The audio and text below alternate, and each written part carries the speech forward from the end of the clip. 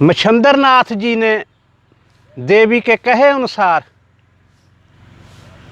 तन मन से श्रद्धा पूर्वक पूजा अर्चना की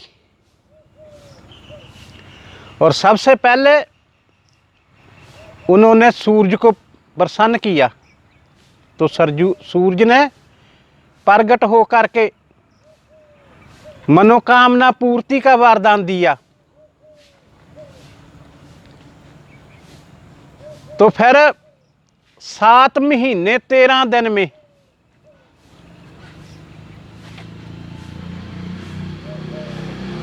मच्छंदर नाथ ने सभी देवताओं को प्रसन्न कर लिया। तो सभी देवता ने प्रकट होकर के इच्छा पूर्ति का वरदान दिया। ये काम मच्छंदर नाथ ने 7 महीने और 13 दिन में किया। तो ऐसे मच्छंदर नाथ अंजनी पर्वत पर गए और वहां जाकर के उन्होंने महाकाली के दर्शन किए। और महाकाली के दर्शन करने के बाद वो देवी के दस्से अनुसार, आदि शक्ति के दस्से अनुसार सरोवर देखने गए। तो वहां जाकर के उन्होंने वो 100 सरोवर देखे। तो जाते समय वो नागर बेल साथ में ले गए थे। तो सभी 100 सरोवरों में मच्छंदर नाथ ने नागर बेल को डाला।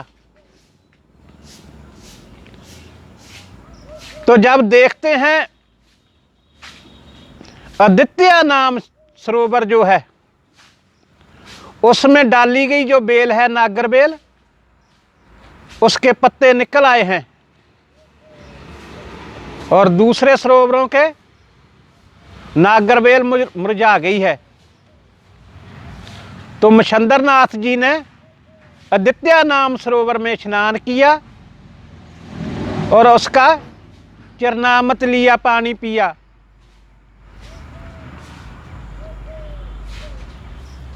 तो जब मच्छंदर नाथ ने सरोवर का जल ग्रहण किया, मूर्छित हो गए।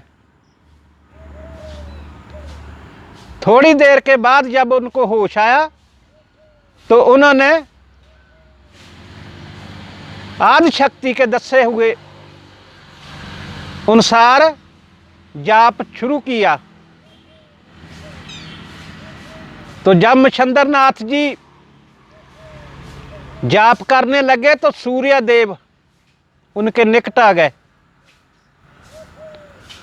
और उनके मस्तक पर हाथ रखा और मनोकामना पूर्ति का वरदान दिया। तो ऐसे मच्छंदर नाथ जी ने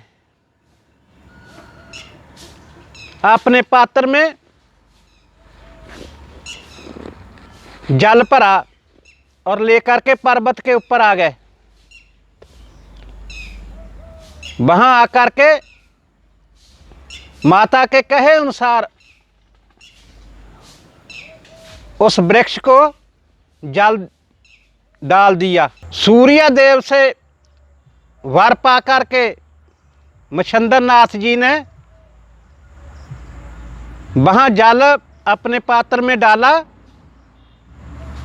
और पर्वत पर ले जा करके आस तत्व वृक्ष को डाल दिया और सूर्य को याद किया। तो सूर्य देव प्रकट होकर के पूछते हैं कि ऐ मच्छंदर नाथ, हमको क्यों याद किया है? तो मच्छंदर नाथ जी कहने लगे कि हे प्रभु, मैं साबरी मंत्र को कविता में लिखना चाहता हूं, आप मेरी सहायता कीजिए। तो सूर्य देव ने भी उनकी सहायता के लिए दिलों जान से उनकी मदद की।